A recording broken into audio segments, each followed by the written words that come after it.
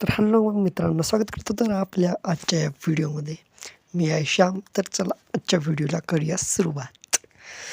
तर आजच्या या व्हिडिओमध्ये आपण जाणून घेऊया ITI ॲडमिशनला लागणारी आवश्यक कागदपत्रे कोणती आहेत, कशी आहेत आणि त्यांची झेरॉक्स किती आणायची सगळे जाणून घ्या. तर सुरू करूया.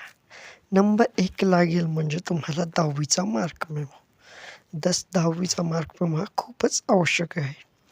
नंतर दुसरा घटक जे लागेल ते आहे म्हणजे ट्रान्सफर सर्टिफिकेट म्हणजेच TC. आणि नंतर तिसऱ्या क्रमांकाचा जो पार्ट आहे तो म्हणजे आधार कार्ड. हा सगळ्यात महत्त्वाचा घटक आहे त्यात पण. आणि नंतर तुम्ही तुमच्या कास्ट सर्टिफिकेट, EWS असेल तर EWS सर्टिफिकेट.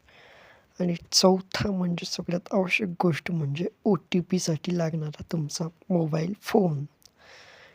5वी जी गोष्ट आहे ती म्हणजे तुमची ईमेल आय डी असणं आवश्यक, हे कंपल्सरी आहे.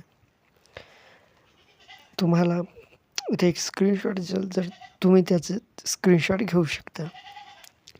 त्यावरून तुम्हाला कोणते डॉक्युमेंट लागतील हे सर्व कळतील.